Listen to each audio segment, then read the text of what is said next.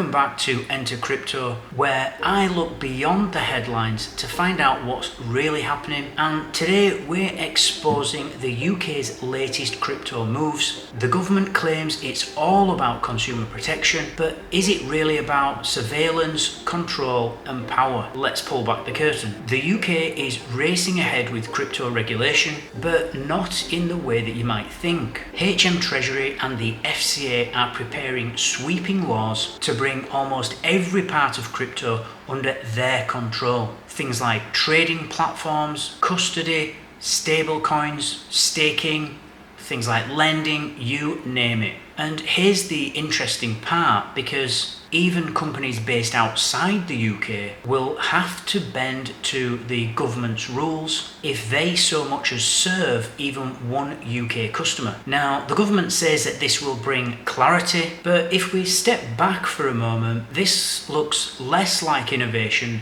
and more like a power grab. A system where every crypto transaction can be monitored, approved, or shut down at the state's discretion. And the government isn't just writing rules here, they're actually gearing up an enforcement squad, which is a new unit, 15 people strong, dedicated to chasing down so-called rogue crypto firms. And on the surface, this sounds like it would be kind of tackling scams, but history tells us that once enforcement machinery is built, it rarely stops at criminals. So today it could be shady exchanges, but tomorrow it could be ordinary people moving their own Bitcoin into self-custody wallets. And the Bank of England's Digital Pound Lab is framed as a sandbox for innovation, but let's call it for what it really is, which is a pilot for a central bank digital currency, or CBDC. Now, a CBDC would give the government unprecedented power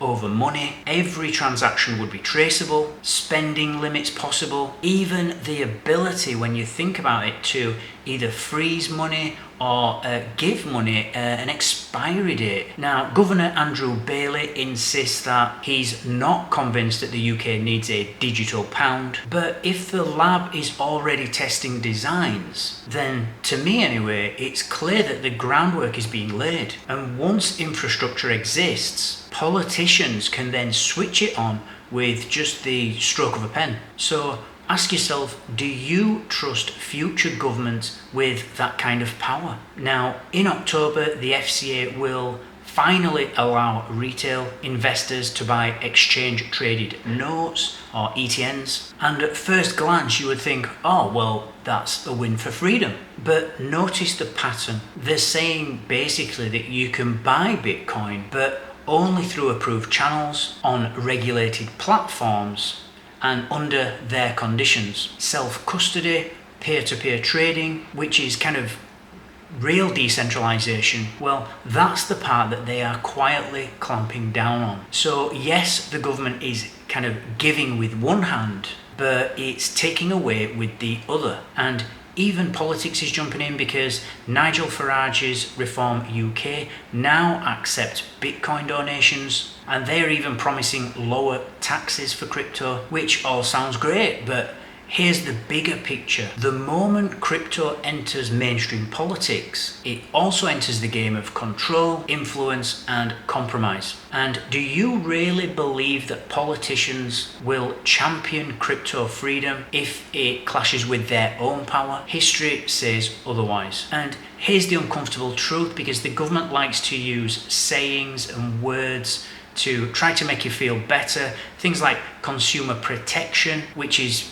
often code for limiting choice. Innovation sandboxes is another one, and they're often dress rehearsals for state surveillance tech. And clarity, the word clarity, whenever a government uses that word, it usually means just one thing, and that is that they want to see and control everything that you do with your money. And crypto was born to separate money from the state, but every move the UK government makes is designed to pull it back under their control. So there's a simple question here, and that is whether people will just accept it, or will they push back insisting on real financial freedom. That's it for today's episode. And remember, don't just listen to what the government says, watch what they're actually doing and what they're actually building, because behind every promise of safety, there's usually a plan for more control. And if you want me to do a deeper dive next time, maybe on how a digital pound could track every pound that you spend,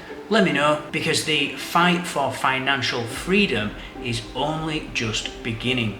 Thanks for watching, thanks for listening, and I'll see you in the next one.